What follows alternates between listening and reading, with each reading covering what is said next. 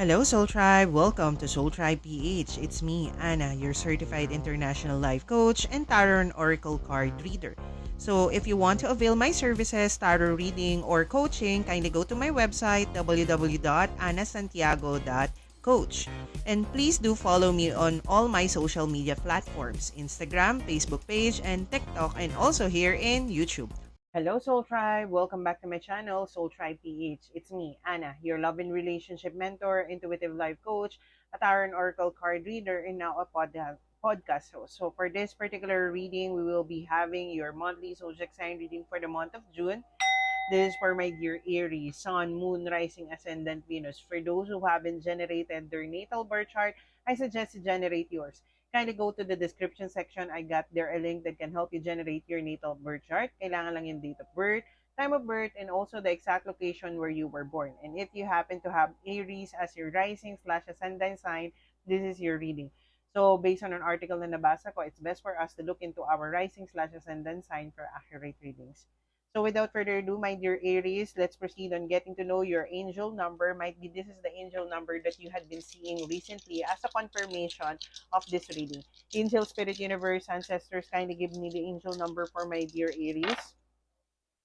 So we have nine, nine, and eight. Sorry for that. Okay, so kindly go to Google search engine, search angel number 9798. Wow, this is a very synchronistic number because it's right next to each other, 9798. So kindly go to Google search engine, search angel number 9897. Maaring there is a certain message that needs your attention with this particular angel number. And we also have 12, 12, and 2, 2 at the bottom of the deck. So you might be seeing a lot of 99, 999, 77, 777, 88, 888, and 12, 12, 12, 12, which is 22, 222, 111, 11, 11, 11, and also we have the 2. Okay? So as a confirmation of this certain reading, maaring those are the certain angel number that you kept on seeing because there is a certain reminder or it's reminding you that you're on the right path or this certain reading is for you. So without further ado,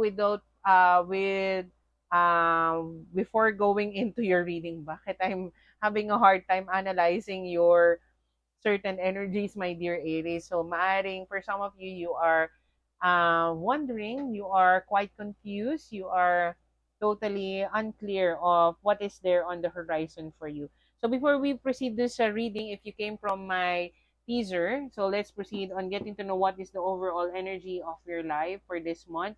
My dear Aries, what are the energies that you will be focusing on? What are you welcoming this month, my dear Aries? Angel, Spirit, Universe, Ancestors, kindly give me the energies of my dear Aries for the month of June. So we have here Virgo. So with the Virgo energy, or you might be dealing with the Virgo, so the energy around you is dutiful, hesitant, and humbled with a discriminating, diligent, and painstaking air. As I've said, maaring you are a little bit hesitant with what you are currently or experiencing, my dear Aries. So parang hesitant ka, you are doubtful that maaring mangyari or magkaroon ng possible changes on the horizon and you feel like you needed to work more so that you can achieve a certain outcome. Where in reality, my dear Virgo, what you needed to do, it's time for you, Virgo, probably nga you're dealing with the Virgo. Kindly watch the reading of the Virgo. So, my dear Aries, it's time for you to organize your thoughts. So, it's time for you to sort out certain things. Ano ba yung mga bagay-bagay that doesn't serve your highest good? It's time for you to be intentional on what you're going to do for this particular month. It's time for you to set the intentions and the goals on what you wanted to achieve this month. So, maari kasi you are all over the place. You are, kumbaga, as I've said, you are confused. And this is the time for you to step back, to reassess certain things in your life. Bakit nangyari yung obstacles, yung challenges, setback, trial na yon? What are the lessons that you needed to learn from those certain circumstances? So that is the energy that you are welcoming this month, my dear Aries.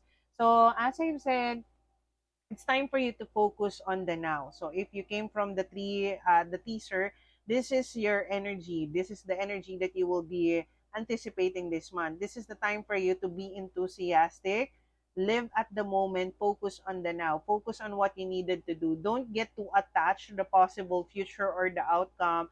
Stop wanting to know the when and the how. Focus on the why. Why is everything happening? What is the reason for everything that you are experiencing? Kasi nga, recently, for some of you, you had encountered a death, an ending in a certain area of your life. Probably nagkaroon ng turmoil, challenges, setback, and it's having you a hard time reassessing the situation. Bakit nangyari yon? Why did it happen? Why had to happen to me or to the situation? So this is the time for you to reassess that every endings, there is a new beginning. So kailangan mo lang i-release and i-let go things, people, situation, opportunity that is no longer serving your highest good. The reason why those certain things ended, why those certain situation, opportunity didn't go your way kasi it's not aligned to your highest good.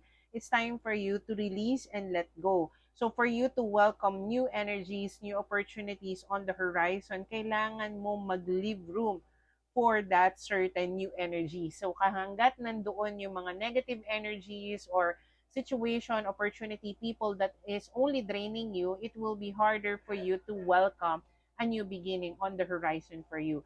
And it's time for you to put some boundaries. It's time for you to stand your ground.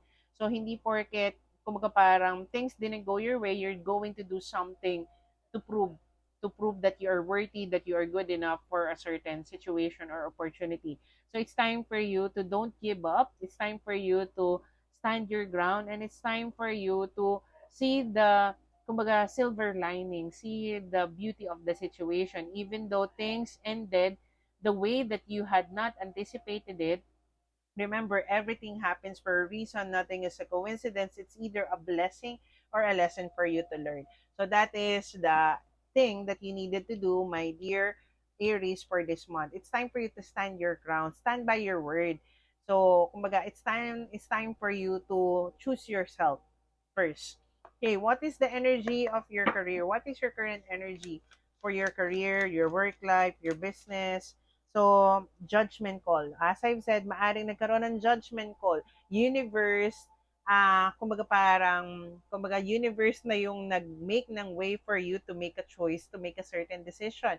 So, maaring the reason why a certain ending, a certain obstacles and challenges, setback, trial, took place kasi you weren't able to put a certain boundary. So, universe help you out by experiencing a death or an ending in a certain situations in your life kasi you weren't able to make a choice, and the reason why this certain ending had occurred, kaya nangyari ito for you to learn the lesson that is provided by those certain circumstances, people, situation, opportunity na hindi na nakakatulong sa'yo. It's not serving your highest good. So what is coming your way when it comes to your career, my dear Aries? What is the energies? Wow. Okay. So it's time for you to keep a positive mindset. It's time for you to manifest changes into your reality. It's time for you to co-create. Kasi you are the creator of your reality, my dear Aries. It's time for you to visualize, imagine, kumbaga, what you wanted to happen in your career. Gusto mo maging successful in your career. What career? You have to be specific. Kasi it's like ordering a product, my dear Aries. Kailangan maging specific ka on the size, the color, the design. Same thing in what you wanted in your career. You wanted to succeed in your career. Anong career yan? You wanted to transfer to a different company. What company? What position are you going to apply for? What is the qualification? Kasi you had to set the intentions and the goals on how you will be achieving the outcome. So it's time for you to step back, see the bigger picture on why things are currently happening or why that ending needed to take place, for you to see the bigger picture of the lessons and the insight that you needed from those certain things that ended. So when it comes to your financial situation, what is your current energy, my dear Aries? What is your energy when it comes to your financial situation? Angels, Spirit, Universe, Ancestors. Okay. So you are conflicted. You are in the fork of the road. Kasi nga, you don't see things clearly as of the moment. Maaring, kumbaga, nagkaroon ng trials, obstacles, challenges when it comes to your financial situation, and you are quite overwhelmed. Gusto mong gawin to, gusto mong gawin yan for you to earn a living for some of you. So the reason why na-take yun sa'yo kasi kumbaga parang you are getting too attached to the possible future or in the outcome. You are not appreciating kasi you are wanting things that you lack, maaring for some of you. So the reason why this certain obstacles, challenges, setback, trial, stagnancy when it comes to your financial situation, kaya siya nangyari for you to realize the important things in life. It's time for you to be grateful, thankful, contented of what you currently have, what you can offer. Stop comparing yourself to others and stop envying other people sa kung ano man yung meron sila. Kasi maaring that is the ego. Ego that is needed to be released. Ego that maaring for some of you, you're familiar with this ego that you had experienced an ego death. So you need to let go of things, people, situation, mindset that doesn't serve your highest good. So kung kailangan mo mag-decide, my dear Aries, when it comes to your financial situation, kung gusto mo magkaroon ng financial freedom, financial independence, ano yung kailangan mong gawin to achieve the outcome? Kasi you are the creator of your reality. What is coming your way when it comes to your finances? My dear Aries, what is coming your way? So what is coming your way is an offer. Mabagal man to, slow moving an offer, but it will be stable and secure. Probably this is a new opportunity na maaring kailangan mo tong paghirapan or kailangan mo itong pagnilayang mabuti. So don't rush into things kasi the more that you are wanting things to happen when it comes to your financial situation, pag lalo nating minamadali ang mga bagay-bagay, the more that will end up unfulfilled and unsatisfied if things didn't go our way based on how we are anticipating it.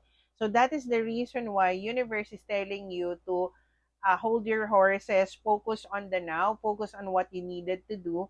Kasi the more that you are wanting things to happen, wanting to skip to the good part, tapos it didn't go your way, the more that you'll end up unfulfilled and unsatisfied. So focus on the now, focus on what you needed to do. So when it comes to your relationship, with your love life, your relationship with yourself, with your partner, with your soulmate, twin flame, what is your current energy, my dear Aries? Angel, Spirit, Universe, Ancestors. So, Five of Cups, you felt like there had been a missed opportunity. Feeling mo there is a missed opportunity with your connection, with your relationship, kasi you're focusing on things that didn't go your way when it comes to your love life. So, stop focusing on those certain things that didn't go your way. Stop focusing on the spilled cups. Kasi there are a lot of opportunities. You are the one who's going to create the opportunity for you. Stop focusing on things that didn't go your way. Stop wanting to know the when and the how. Focus on the why. Why did that certain missed opportunity take place? Bakit nangyari yun? Bakit nangyari yung breakup, yung separation, yung setback, trials? What is the purpose for that? What is the lesson that we needed to learn or you needed to learn from those certain situation, my dear Aries? So what is coming your way when it comes to your relationship, my dear Aries? So, what is coming your way when it comes to your relationship? Angel, Spirit, Universe, Ancestors. Oh, okay, so Emperor. So it's time for you to take accountability, take responsibility of your own life. So for some of you, someone will be taking the lead. It's time for you to lead by your example. It's time for you to strategize, prepare yourself for what you wanted to manifest into your reality. As I've said, it's time for you to co-create. So co-create with the universe. So if you want to have a healthy, loving, committed relationship with other people or a specific partner or a career or finances, you need to have that healthy, loving, committed relationship with yourself first.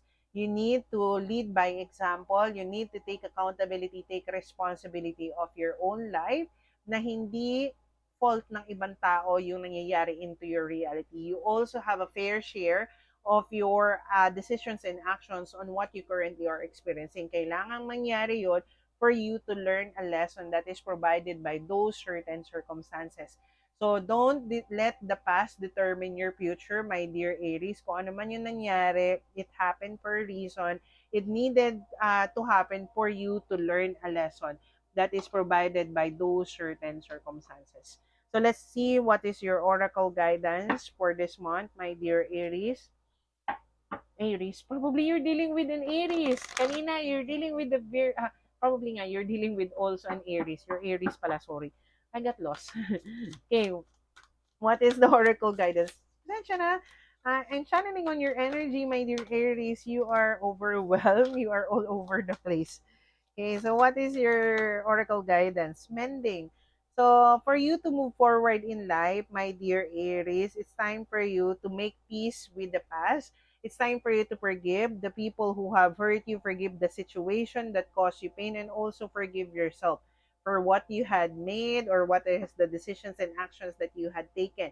So, for you to move forward, forgiveness, kailangan mo siyang ibigay. Pero if you cannot forgive, the people who have hurt you and forgive the situation, the only thing that you can do is to learn from it and never make the same mistake again.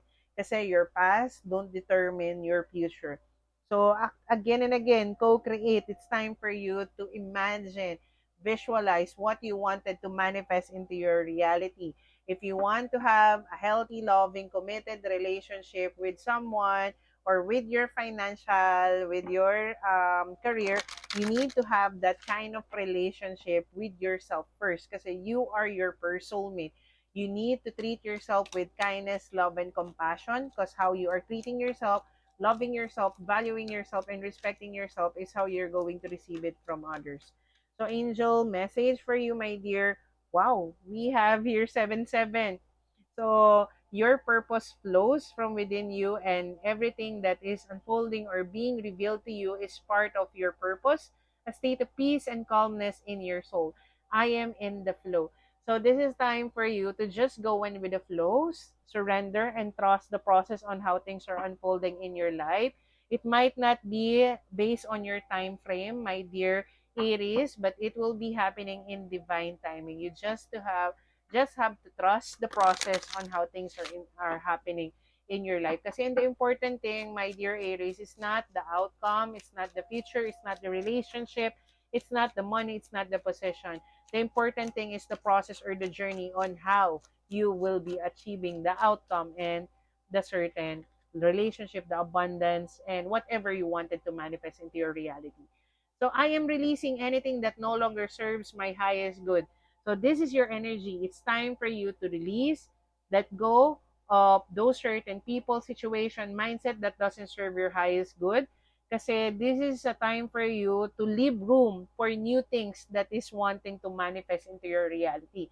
Kasi hanggat you are still clinging on to those certain things, people, situation, relationship, opportunity that is not aligned to your highest good, you will not be able to receive what is aligned to you. Kasi for you to welcome the new, you had to leave the old. Okay? So this is what I got for you, my dear Aries. If this happened to resonate with your situation, with your current reality, kindly do like, comment, and share this video. And don't forget to click the subscribe button and the bell button for you to get notified of my latest updates here in my channel.